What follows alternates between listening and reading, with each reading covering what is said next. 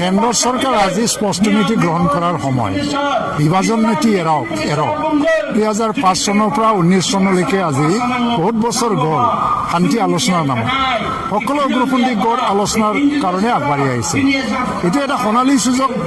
ভাৰত চৰকাৰে এতিয়া স্পষ্ট নীতি গ্ৰহণ কৰি পেলাই স্থায়ী সমাধান কৰক, কিন্তু তাৰ পৰিৱৰ্তে তেওঁলোকে এতিয়া ডিলেইং টেকটিক্স এইটো এটা তেওঁলোকে ব্যৱহাৰ কৰি আছে। কোনো স্পষ্ট নীতিলৈ অহা নাই। 5 বছৰ যিটো বিজেপিৰ কাৰ্যকাল তাতো তেওঁলোকে একো নকৰিলে। আকৌ 5 বছৰৰ কাৰণে বিজেপিয়ে আজি দিল্লীত বহিছে।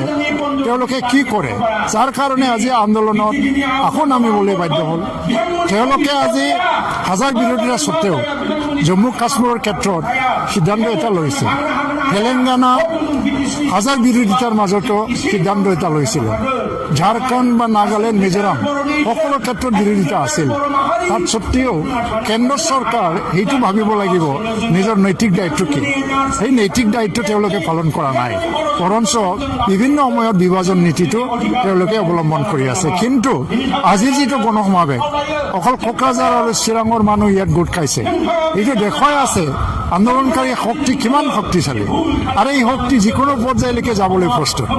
আৰু পৰিস্থিতি যাতে ইয়াতকৈ আৰু বেছি অৱনতি নঘটে, ভাৰত চৰকাৰক মই আহ্বান জনাইছোঁ তেওঁলোকে সকলো কূটনীতি বা কুনীতি এইবিলাক পৰিহাৰ কৰি পেলাই সমাধানৰ কাৰণে আগবাঢ়ি আহক আৰু বড়োলেণ্ড সমস্যাটো স্থায়ী সমাধানৰ কাৰণে প্ৰয়োজনীয় সংবিধানৰ সংশোধনৰ কাৰণে তেওঁলোকে চিন্তা কৰা আৰম্ভ কৰক আৰু যাতে ইয়াত স্থায়ী শান্তি আহে তাৰ কাৰণে মই আজি আহ্বান জনাইছোঁ।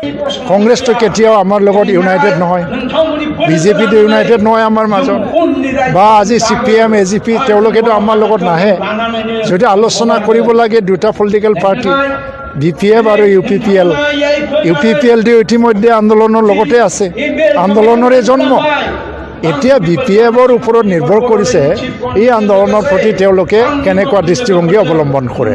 আৰু তেওঁলোকক মই আহ্বান জনাইছোঁ শাসনাধিষ্ঠ এটা দল হিচাপে তেওঁলোকে যথেষ্ট আন্দোলনৰ সফল পৰিসমাপ্তিৰ বাবে আৰু বড়োলেণ্ড সমস্যা সমাধানৰ কাৰণে যথেষ্ট কাম কৰিব পৰা এটা সুবিধা আছে। তেওঁলোকে সেই সুবিধাটো লৈ পেলাই সহায় বা সহযোগিতা আগবঢ়াবৰ কাৰণে আগবাঢ়ি আহিব।